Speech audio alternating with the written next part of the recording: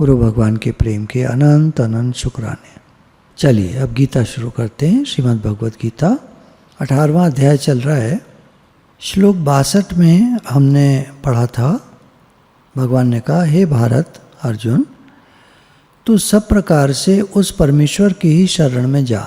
सब प्रकार से, तन मन धन से, लज्जा भय मान बढ़ाई आसक्ति को त्याग कर, शरीर और संसार में अहमता ममता से रहित होकर केवल एक परमात्मा का ही आश्रय, परम गति और सर्वस्व समझना तथा अनन्य भाव से अतिशय श्रद्धा भक्ति और प्रेम पूर्वक निरंतर भगवान के नाम गुण प्रभाव और स्वरूप का चिंतन करते रहना एवं भगवान का भजन स्मरण रखते हुए ही उनके आज्ञानुसार कर्तव्य कर्मों का निस्वार्थ भाव से केवल परमेश्वर के लिए आचरण करना, ये सब प्रकार से परमात्मा के शरण होना है।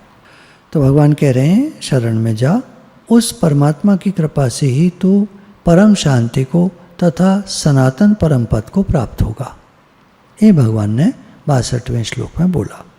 63वां श्लोक, इस प्रकार यह गोपनीय से भी अति गोपनीय ज्ञान मैंने तुमसे कह दिया। अब तू इस रहस्ययुक्त ज्ञान को पूर्णतया भली भांति विचार कर, जैसा चाहता है वैसा कर। व्याख्या में कहते हैं, भगवान अर्जुन से कह रहे हैं कि पहले कही हुई सब बातों पर पूरा पूरा विचार करके फिर तेरी जैसी मर्जी आए वैसा कर। तू जैसा करना चाहता है वैसा कर। ऐसे कहने में भगवान की आत्मीयता, कृपालुता और हितैषिता ही प्रत्यक्ष दिख रही है। कोई भी घर का बड़ा ऐसे आसानी से कहता नहीं कि तुम्हारी जो मन में आए, वो चिढ़कर कुड़कर टोंट मार के तो कहता है तेरे जो मन में आए वो कर। वो बात करने का तरीका अलग होता है। ऐसे कहे कि बेटा तुम्हारे जो मन में आए वो करो, प्रेम से दिलो जान से नहीं कहता। कोई आत्मीयता, कृपालुता और हितैषिता, भला चाहते हैं भगवान। तो अर्जुन, मैंने सब तुमको बता दिया, सब तुमने समझ लिया, अब तुमको जैसा ठीक लगे वैसा करो। तो भगवान का तो प्रेम ही प्रेम है। अब यहाँ अर्जुन को ये लग सकता है कि भगवान अपनेपन का त्याग कर रहे हैं। भाई तुम्हारी जैसी मर्जी आए वैसे करो। हमारा अपना तो ये कहता है कि नहीं नहीं मैं बता रहा हूँ ना, वैसे करो। लेकिन व्याख्या में कह रहे हैं इसमें भगवान की अत्यधिक कृपा और आत्मीयता भरी हुई है। कारण कि भक्त भगवान का धमकाया जाना तो सह सकता है, पर भगवान का त्याग नहीं सह सकता। यहाँ तो भगवान त्याग की बात कह रहे हैं, तो मेरे को छोड़ो, तो मैं जो समझ में आए वो करो। अभी सुनकर अर्जुन थोड़ा घबरा गए। व्याख्या में दिया है, गीता में तो इस प्रकार से नहीं दिया, व्याख्या में दिया है, क्योंकि अगला जो श्लोक है वो इस बात को दिखा रहा है कि भगवान भांप गए कि अर्जुन घबरा गया है कि भगवान तो मेरा त्याग कर रहे हैं, छोड़ रहे हैं मुझे ढीला, तुमका जो मन में आए सो करो। मैंने बड़ी भारी गलती की है कि भगवान इतनी देर से, इतने टाइम से 18वां अध्याय भी आ गया, इतनी देर से मुझे समझाए जा रहे हैं, मेरे प्रश्नों के उत्तर दिए जा रहे हैं, तो उनके द्वारा प्यार से समझाने, अपनेपन से धमकाने। कुछ जगह भगवान ने कहा यदि तू मेरी बात नहीं मानेगा तो नष्ट हो जाएगा, प्यार से धमकाया भी है। और अंतर्यामी की शरण की बात कहने पर भी मैं कुछ बोला नहीं। भगवान ने कहा तुम चलो भगवान की शरण में चले जाओ, और मैंने कोई जवाब ही नहीं दिया कि आप ही तो भगवान मेरे सामने खड़े हैं, मैं किसकी शरण में चला जाऊं। जिससे भगवान को जैसी मर्जी आए वैसा कर, ये कहना पड़ा। अर्जुन को जवाब नहीं दे रहा। अब तो मैं कुछ भी कहने लायक नहीं हूँ, ऐसा सोचकर अर्जुन दुखी हो जाते हैं। व्याख्या में इस तरह बताया। तब भगवान अर्जुन के बिना पूछे ही भांप गए कि ये घबरा गया है। भगवान आगे कहते हैं 64वां श्लोक, संपूर्ण गोपनीयों से अति गोपनीय मेरे परम रहस्युक्त वचन को तू फिर भी सुन। अब ये प्रेम भगवान का यहाँ पर प्रदर्शित होता है। पहले तो कह दिया जा तू भगवान की शरण में चला जा, लेकिन जब देखा कि अर्जुन की तरफ जब देखा तो उनको साफ दिखा कि ये घबरा गया है। भगवान ने कहा अर्जुन चलो कोई नहीं, तुम संपूर्ण गोपनीयों से अति गोपनीय, यहाँ सर्वगोहितम पूरी गीता में एक ही बार आया है। गुह्यतम तो कई बार आया है, मैं तुझे रहस्य की बात बताता हूँ, ये कई बार आया है। लेकिन संपूर्ण गोपनीयों से अति गोपनीय, परम रहस्यमयी, सर्व गुह्यतम, ये सिर्फ एक बार आया है। अब भगवान जो कहने जा रहे हैं, भगवान कह रहे हैं अब मैं तुझे सर्व गुह्यतम बात बताता हूँ, मेरे परम रहस्युक्त वचन को तू सुन। तू मेरा अतिशय प्रिय है, इससे यह परम हितकारक वचन मैं तुझसे कहूँगा। अब जो मैं तुझसे कहने जा रहा हूँ ये लास्ट बात है, इसके बाद मैं कुछ नहीं बोलूँगा, तेरे को जैसा करना है वैसे कर। होता है ना, घर में बड़े हमारे कह देते हैं तुमसे बहुत समझा लिया तुमको, तुम मानते नहीं हो, अब फिर हम तुमसे लास्ट बार एक बात कह रहे हैं, मान जाओ तो ठीक है, नहीं तो जो मर्जी आए करो। अब यहाँ व्याख्या में कहते हैं दूसरे अध्याय के 7वें श्लोक में, अर्जुन अपने को धर्म का निर्णय करने में अयोग्य समझते हुए भगवान से पूछते हैं और कहते हैं कि मैं आपका शिष्य हूँ और शिक्षा देने के लिए आप जैसा मुझे बताएंगे मैं वैसा करूँगा। अब यहाँ आकर 18वें अध्याय में आगे 66वें श्लोक में भगवान ने कहा कि तू मेरी शरण में आ जा, सब धर्म कर्म छोड़ दे, मेरी शरण में आ जा। 66वें श्लोक में कहेंगे, क्योंकि अर्जुन ने कहा था मैं आपका शिष्य हूँ, आप जैसा कहेंगे मैं वैसा करूँगा। तो ये पूछा है अर्जुन ने दूसरे अध्याय के 7वें श्लोक में, और अब लास्ट में भगवान सर्वोपरि सर्वगुह्यतम बात कहने जा रहे हैं कि अनन्य भाव से तू केवल मेरी शरण में आ जा।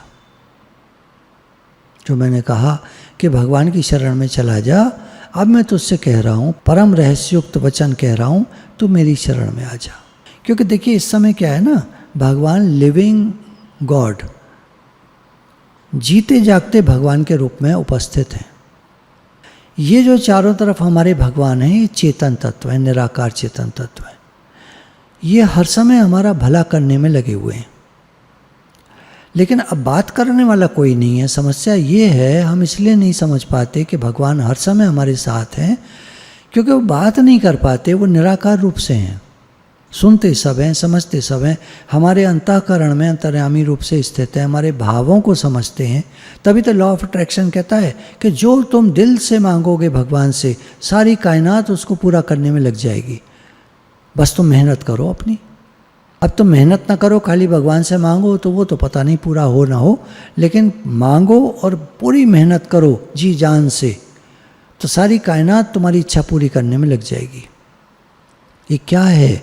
भगवान चारों तरफ हमारे मौजूद हैं, उपस्थित हैं, सर्वरूपेण, सब रूपों में वही हैं। वासुदेव सर्वम, मैं सर्वत्र सर्वव्यापक हूँ। अभी हमारी समझ में नहीं आता क्योंकि दिखते नहीं उस रूप से जिस तरह से हम देखना चाहते हैं। हर एक का अपना एक थिंकिंग प्रोसेस होता है, हर व्यक्ति अपनी तरह से भगवान को पूजता है, मानता है, जानता है। भगवान नहीं है तो भी वो एक तरह से मानता है कि नहीं है, लेकिन कहीं वो मानता है कि हैं। वो मानता है निराकार रूप से हैं, साकार रूप से नहीं है। मैं नहीं मानता, वो हुए थे, वो सब आदमी तो थे, ऐसे करके बोलते हैं। वो कुछ भी बोले, हर व्यक्ति अपनी तरह से भगवान को मानता है। तो जिस रूप में वो मानता है, जिस तरह से मानता है, उस तरह से भगवान उसको प्रकट नहीं मिलते, प्रकट नहीं होते। क्या करे? पूरा विश्वास नहीं जम पाता। चाहता तो है कि 100% विश्वास करें भगवान पर, लेकिन हो नहीं पाता क्योंकि दिखते नहीं, बात नहीं करते। लेकिन एक बात हम समझें कि हमारे गुरु ने जितना ज्ञान हमको बताया है वो सब भगवान का ही तो बताया हुआ ज्ञान है। अब हम मान ही नहीं रहे गुरु की बात, तो फिर तो कोई लाज नहीं है। तो यहाँ भगवान यही कह रहे हैं कि तू जो चाहता है कर, जैसे तू चाहेगा। तो अर्जुन के घबराने पर फिर कहते हैं ठीक है, मैं तुझसे परम गुह्यतम सर्वगुह्यतम ज्ञान कहूँगा फिर से एक बार, तू मेरी शरण में आ जा। फिर तेरे को जो पाप आदि का डर है उन सभी पापों से मैं तुझे मुक्त कर दूंगा। किन्हीं ने लिखा था, माता जी ने, कि मुझे गिल्टी फीलिंग होती है, मुझसे कुछ ऐसे कर्म हो गए पहले और अच्छा भी नहीं लगता, तो बिल्कुल सही बात है, हमको क्या करना है, हम भगवान के शरण हो जाएं। भगवान हमसे कोई गलती हो गई थी, आज हम आपसे दिल से क्षमा मांगते हैं, मैं आपके शरण में हूँ भगवान, आप मुझे शांति दीजिए। दिल से कहिए, थोड़ी देर तक बैठे रहिए भगवान के चरणों में। जो भी आपके भगवान घर में फ़ोटो वगैरह कुछ तो होंगी, बैठ जाइए और थोड़ी देर बैठे रहिए शांत भाव से। मैं आज आपके शरण में हूँ भगवान, मुझे क्षमा कर दीजिए, please forgive me, I am very sorry, please forgive me. भगवान जी आई लव यू, मैं आपसे बहुत प्यार करता हूँ, करती हूँ जो भी। हे नाथ, हे प्रभु, हे भगवान, मेरा आपसे बहुत प्रेम है। आपके अनंत शुक्राने, आपने आज दिन तक मुझे दिया ही दिया है।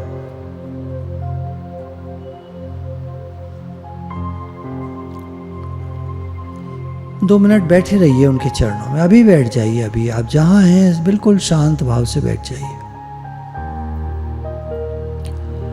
हे नाथ, आई एम सॉरी, मैं आपसे क्षमा चाहता हूं, चाहती हूं, जो भी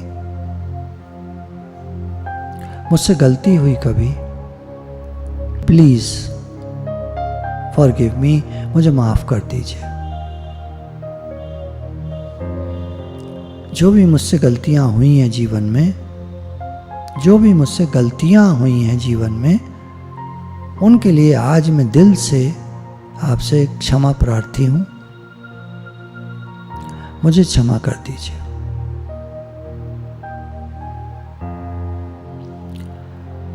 अहंकारी का मन कहेगा मैंने आज तक कोई गलती नहीं की, क्योंकि वो जानता ही नहीं है कि वो दिन भर में कितनी गलतियां कर जाता है। दिन भर में, एक दिन में, एक हफ्ता, एक महीना, एक साल तो छोड़ ही दो, उसे पता ही नहीं है। तो हम वो अहंकारी जीव नहीं हैं, हम भगवान के बच्चे हैं और भगवान से प्रार्थना करते हैं कि भगवान हमसे बहुत गलतियां हुई हैं, प्लीज़ आप हमें क्षमा कर दीजिए। तो भगवान मुझे क्षमा कर दीजिए।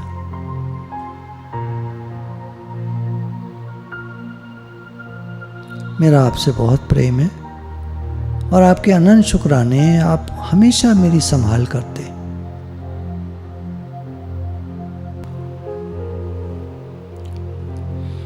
भगवान ने गीता में कई बार अर्जुन को समझाया तरह तरह से, लेकिन अर्जुन को समझ नहीं आया। तो भगवान ने यहाँ पर रिपीट किया इस बात को कि तू मेरी शरण में आ जा। अभी तक जो भी हुआ उसे जाने दे, अब तू मेरी शरण में आ जा। भगवान का एक कानून है, 4 अध्याय के 11वें श्लोक में भगवान ने कहा है, ये यथा माम प्रपद्यन्ते तांस्ततैव भजाम्यहम्।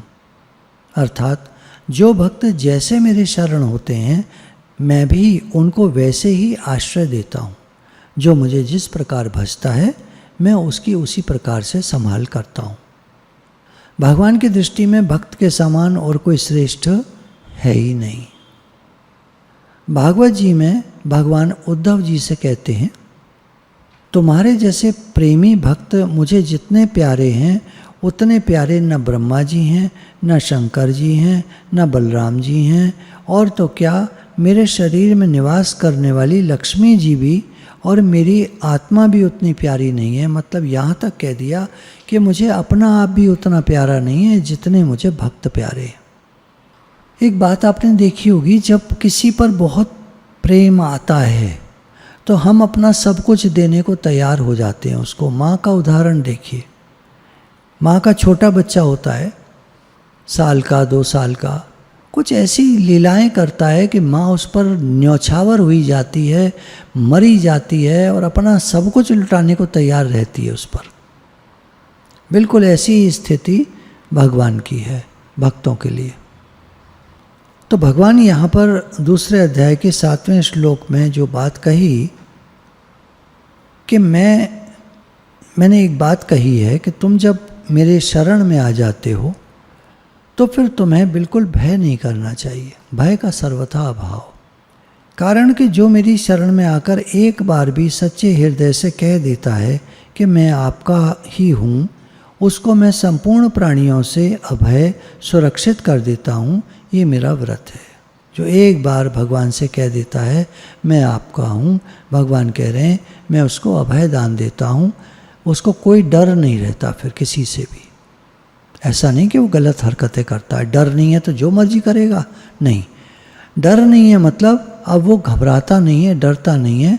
वो भगवान के रास्ते पर आराम से चलता है। ये नहीं है कि मनमाना आचरण करता है, मैं किसी से नहीं डरता, नहीं, वो तो गलत हो जाएगा। वो तो पिक्चरों की बातें हैं। यहाँ तो भक्ति में जब भगवान के शरणागत हो जाता है, भगवान उसको अभय दान देते हैं, तो वो हर समय भगवत भाव में रह करके जीवन यापन करता है, जीवन को चलाता है। घर आपका, नौकरी आपकी, व्यापार आपका, धंधा आपका, सब कुछ आपका, मैं भी आपका, घर वाले भी आपके, सारा सामान आपका, सारा रुपया पैसा सब कुछ आपका। मैं तो सेवा करता हूँ, मैं तो सेवक हूँ, मैं तो सेवा करता हूँ। भगवान की शरण होने के सिवाय जीव का कहीं भी किंचन मात्र भी हित नहीं है, भला नहीं हो सकता। भगवान की शरण में जाए बिना हमारा कहीं भला नहीं है। कारण ये है कि जीव साक्षात परमात्मा का अंश है, इसलिए वह परमात्मा को छोड़कर किसी का भी सहारा लेगा तो वो सहारा टिकेगा नहीं। ये दुनिया परिवर्तनशील है, लगातार बदल रही है। यहाँ सब कुछ एक सा नहीं रहता। ध्यान दीजिएगा, यहाँ सब कुछ एक सा नहीं रहता, बदलता रहता है। जब संसार की कोई भी वस्तु, व्यक्ति, घटना, परिस्थिति, अवस्था आदि स्थिर नहीं है तो फिर उनका सहारा कैसे स्थिर रह सकता है? जब दुनिया की कोई भी चीज़ स्थिर नहीं है, बदलने वाली है। देखते हैं लोगों को काफ़ी मोटे हो जाते हैं, उसके बाद क्या क्या नहीं करेंगे पतला होने के लिए, फिर पतले हो जाते हैं। थोड़े दिन बाद मिलो, महीने, 2 महीने, 3 महीने बाद फिर वैसे ही मोटे हो जाते हैं। फिर जाने क्या क्या करते हैं, फिर पतले हो जाते हैं। फिर कुछ लीला होती है, फिर मोटे हो जाते हैं। एक सा रहता नहीं। एक सा जो रहे शरीर, वो भी एक सा नहीं रहता। दिखता है एक सा, लेकिन चेहरे पे झुर्रियाँ, धीरे धीरे बड़ापन, है ना, धीरे धीरे प्रौढ़ अवस्था आने लगती है। बचपन, जवानी, प्रौढ़ अवस्था, बुढ़ापा ऐसे आने लगता है। तो शरीर में चेंजेस लगातार, कोई महसूस करे न करे, वो व्यक्ति खुद तो करता ही है कि अब वो बात नहीं रही जो बचपन में थी। लचीला शरीर, किधर भी भाग जाते थे, कूद जाते थे ऊपर से नीचे। अभी कूद तो जाओ ऊपर से नीचे, हड्डी पसली टूट जाएंगी, सब घुटने वुटने चटक जाएंगे। तो दिखता नहीं है, लेकिन सब कुछ परिवर्तनशील है। वो बातें नहीं रहती पुरानी। जो गरीब थे वो पैसे वाले हो गए, जो पैसे वाले थे वो गरीब हो गए। एक साथ तो कोई रहा नहीं। जो ज़्यादा पैसे वाले थे वो थोड़े कम पैसे वाले हो गए, थोड़े कम वाले थे वो थोड़े ज़्यादा वाले हो गए। ये सब चलता रहता है। ये जीवन है, क्रम है, घटना बढ़ना, ये जीवन का क्रम है। तो भक्त लोग इन बातों की तरफ ध्यान नहीं देते, उनका ध्यान भगवान की तरफ रहता है, अर्थात वो भगवान के शरण में रहते हैं। तो भगवान कह रहे हैं, व्याख्या यहाँ चल रही है कि भगवान को छोड़कर किसी का भी सहारा लोगे तो टिकेगा नहीं, एक सा नहीं रहेगा। जब संसार की कोई भी वस्तु, व्यक्ति, घटना, परिस्थिति, अवस्था आदि स्थिर नहीं है तो फिर उनका सहारा कैसे स्थिर हो सकता है? उनका सहारा तो रहेगा नहीं, पर चिंता, शोक, दुख आदि रह जाएंगे। रह क्या जाता है? जब आदमी मर जाता है तो उसके पीछे उसकी यादें रह जाती हैं। अच्छा, जीते जी क्या रहता है? चिंता, शोक, फिक्र। आम संसारी लोगों की अगर आप बात देखें तो आप देख पाएंगे संसारियों को चिंता, शोक, फिक्र उनके लगी रहती है। कभी कुछ है, कभी कुछ है, कभी हा हा हो करते हुए नजर आएंगे, बड़े खुश, सब बढ़िया है, सब बढ़िया है, कैसे, फर्स्ट क्लास, फर्स्ट क्लास। और थोड़े दिन बाद ही इधर उधर कभी मिल गए अचानक तो मुंह छुपा कर निकल जाएंगे, क्योंकि अब वो नहीं कह सकते कि फर्स्ट क्लास नहीं, थर्ड क्लास चल रहा है। अब कह नहीं पाते। जीवन में क्रम है, ऐसे ही आया जाया करता है, उतार चढ़ाव आते जाते हैं। हे अर्जुन, सुख दुख लाभ हानि जीवन मरण मान अपमान दिन रात सर्दी गर्मी अच्छा बुरा सब सहन कर, सहन करो। कभी हम सहन कर जाते हैं, कभी हम सहन नहीं होता तो कोई बात नहीं, जैसा हो गया। थोड़ी देर बाद अंदर अंदर सॉरी फील कर लीजिए, भगवान से बहुत कहिए, भगवान जी I am very sorry, please forgive me. भगवान जी मुझसे बार बार गलती हो जाती है, I am sorry, I am sorry, I am sorry. जैसे अग्नि से कोयले को जल रहा हो, लाल लाल कोयला, और आप बाहर निकाल दें तो फिर काला सा पड़ जाता है, सफ़ेद सा काला सा ऐसे पड़ जाता है, राख भी आ जाती है उसके ऊपर। और उस कोयले को फिर से अग्नि में डाल दो तो फिर अग्नि रूप बन जाता है, लाल लाल हो जाता है, चमकने लगता है। ऐसे ये जीव जब भगवान से विमुख होता है, अलग हो जाता है, तो जन्म मरण और दुख रूपी संसार में चला जाता है, काला सा हो जाता है, भद्दा मलिन हो जाता है, दुखी हो जाता है। और फिर जब भगवान से जुड़ जाता है तो फिर वैसे ही जगमगाने लगता है, मतलब फिर वही सब कुछ गुण आ जाते हैं, सब कुछ अच्छा हो जाता है। क्या है ना, जो बातें कही गई हैं शास्त्रों में एग्जैक्टली देखने में आती नहीं है, इसलिए लोगों को विश्वास नहीं होता कि जो कहा गया है वो बिल्कुल सच नहीं लगता हमको, थोड़ा थोड़ा अंतर लगता है हमको। बुरे लोग कितना सफल हो रहे हैं, कितनी उन्नति कर रहे हैं, अच्छे लोग कितना दुख पा रहे हैं, हमें पता नहीं है। ये जो अच्छे सो कॉल्ड अच्छे लोग हैं ना, देखिए मैं एक बात बताऊँ आपको, जब हमारे अच्छे दिन चल रहे होते हैं, आपको क्या लगता है हम बहुत अच्छे होते हैं उस समय, या दिन अच्छे होते हैं उस समय? दिन अच्छे होते हैं, और हम गलतियां कर रहे होते हैं, अहंकार में होते हैं, ईगोइस्टिक होते हैं, कुछ हमारी टोन ऑफ वॉइस थोड़ा ना अकड़ वाली रहती है। एक को अभी पीछे कुछ क्या हुआ, हमारी संस्था ने आपने सहायता करी, तो उसके बाद वो कहने लगे अब तो हमारा सब अच्छा हो गया, सब ठीक हो गया। मुझे थोड़ा बुरा लगा। मैंने कहा आपको मालूम नहीं है आपके कैसे दिन चल रहे थे, याद नहीं है आपको?